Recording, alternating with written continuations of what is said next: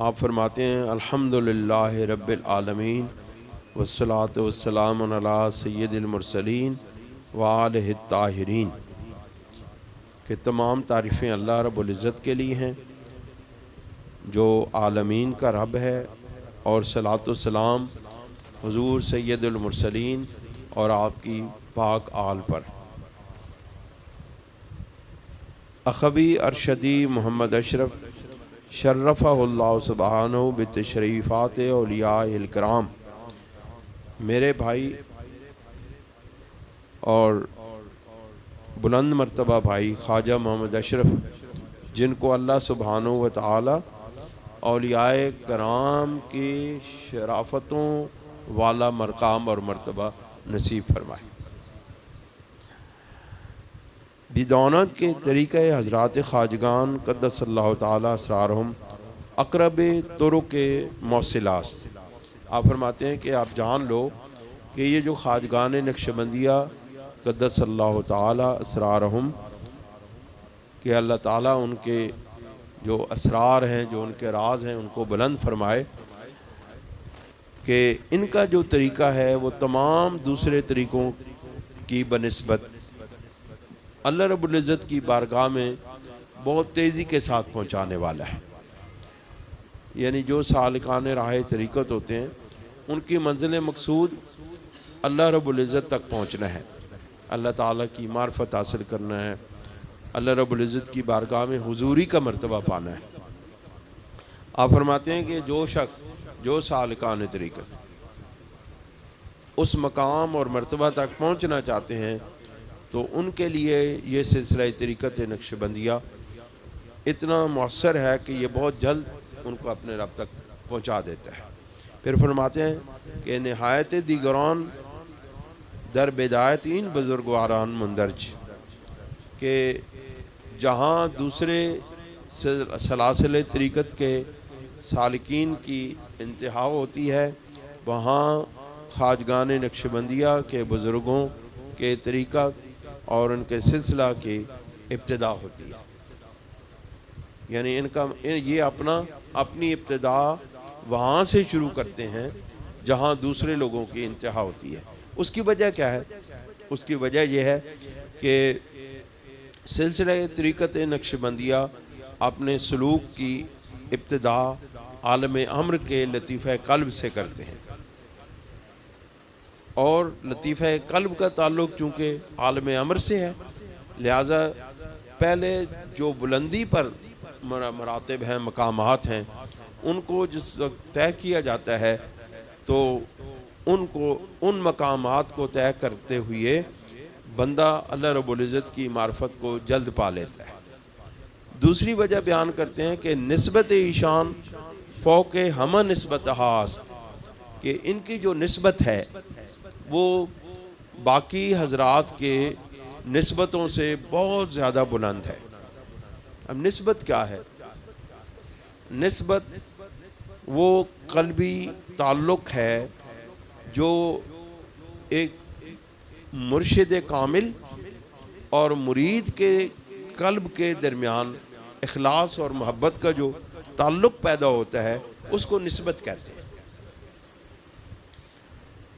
جتنا جتنا مرید اپنے مرشد کامل، بشرطے کہ وہ مرشد کامل ہو، میں اس لیے بار بار مرشد کامل کہتا ہوں کہ ہر مرشد نہیں، جو شیخ کامل ہو، مرشد کامل ہو، جس نے سلوک کی تکمیل کی ہو، اس کے ساتھ جتنی محبت اور اس کے ساتھ اخلاص میں اضافہ کرتا چلا جاتا ہے، اتنا یہ قلبی تعلق دونوں کے درمیان بڑھتا چلا جاتا ہے۔ سمجھے نا؟ جب یہ دونوں کے درمیان قلبی تعلق قائم ہو جاتا ہے اور اس میں اضافہ ہوتا چلا جاتا ہے، اور شرط اس کی اخلاص اور محبت ہے، جتنا اخلاص کا معیار، جتنا محبت مرشد کا معیار بلند ہوتا چلا جاتا ہے، اتنی نسبت میں قوت پیدا ہوتی جاتی ہے، اور اس تعلق کے حبی کے طفیل وہ جو نسبت ہے وہ اس طرح قائم ہوتی ہے کہ مرشد اپنی توجہات کی قوت سے اپنے مرید کے اندر اللہ تعالیٰ کی انوارات اور تجلیات کو اس طرح اس میں منعکس کرتا ہے کہ ان توجہات کی قوت اور طاقت سے مرید کے لطائف بھی روشن اور منور ہو جاتے ہیں. اس کو نسبت کہتے ہیں. آپ فرماتے ہیں کہ ان کی جو نسبت ہے، ان کا جو تعلق حبی ہے، جو اپنے مرید کے ساتھ جو قائم ہوتا ہے، اور وہ قوت جو مرشد اپنے اس قوت کے ساتھ مرشد اپنے مرید کے لطائف کو روشن اور منور کرتا ہے، وہ نسبت سب سے بلند ہے.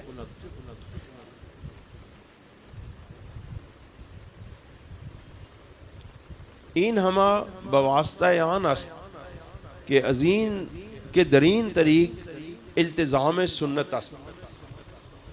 اب یہ جو تعلق اور نسبت ہے، یہ جو ان بزرگواروں کا جو مقام اور مرتبہ ہے، یہ کس وجہ سے ہے؟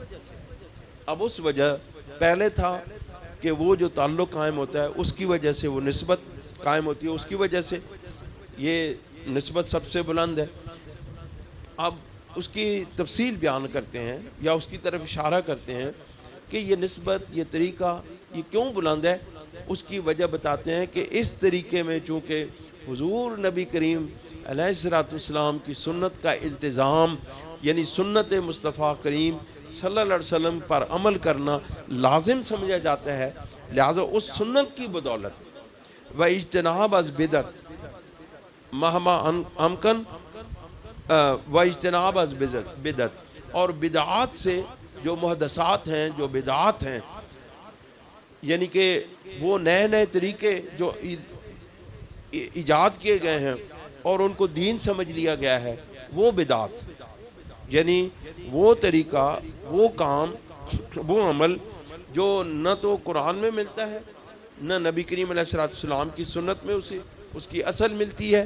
یعنی اس جیسا کوئی کام، یعنی اس کام کے اندر کوئی استحبابی بھی چیز نہیں پائی جاتی، یعنی وہ عمل جو مستحب کے درجے پر بھی نہیں آتا، وہ محدث یا بدعت کہلاتی ہے.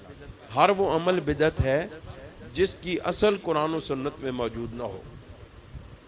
یعنی کوئی ایسا عمل جیسا کوئی عمل، اس معیار کا کوئی عمل نہ قرآن سے ثابت ہوتا نہ سنت رسول سے ثابت ہوتا، اس کو بدعت کہتے ہیں. مثلا جو لوگ قبروں پہ جا کے ان کو سجدہ کرتے ہیں، اس کی اصل نہ قرآن میں ملتی ہے، نہ سنت رسول میں ملتی ہے، نہ سلف صالحین کی زندگیوں میں ملتی. اس لیے قبروں پر خواہ وہ کتنے اولیاء اللہ کی قبریں کیوں نہ ہوں، ان پر جا کے سجدہ کرنا حرام اور بدعت. بات سمجھے گا؟ بدعت کی تعریف بھی سمجھ آ گئی. بدعت ہے کیا؟ اب یہ جو چیزیں ہیں ان سے اجتناب کیا جاتا ہے اور کوشش کی جاتی ہے کہ میرا ہر عمل میرے پاک محبوب صلی اللہ علیہ وسلم کے عمل کے ساتھ مطابقت اور اس کی صورت اختیار کر لے.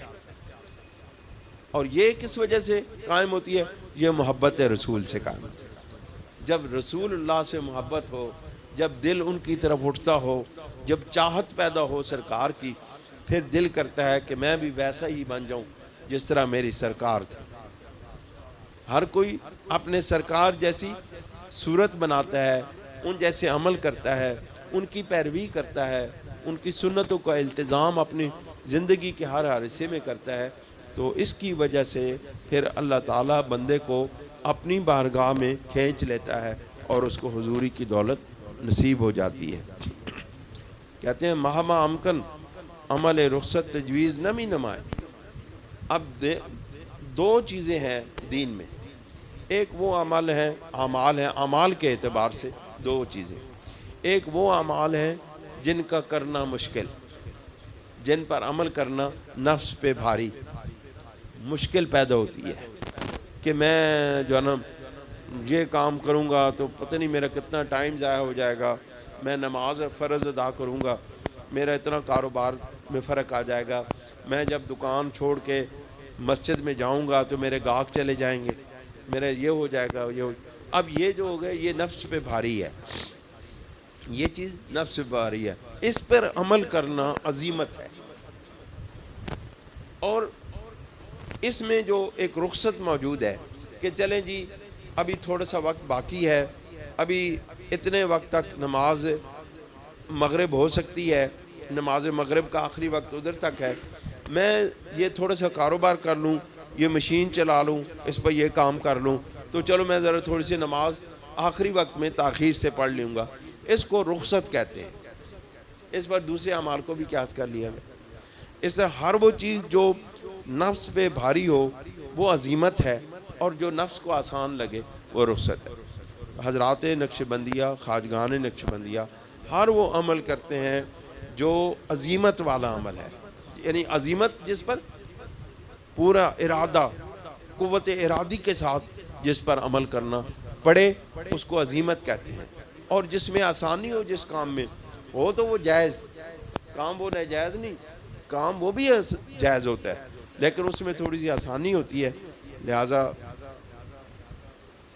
اس پر عمل کرنے کو رخصت کہتے ہیں۔ لیکن ہمارے بزرگ جو ہیں وہ ہر وہ کام کرتے ہیں جس میں عزیمت ہو، جس میں قوت صرف ہوتی ہو، اور ہر وہ کام جو عزیمت والا ہے وہ انسانی نفس پہ بھاری ہے، اور جو نفس پہ بھاری ہے وہ کام اپنے رب تک پہنچانے والا ہے۔ اللہ تعالی ہمیں عمل کی توفیق عطا فرمائے، آمین۔ اللہم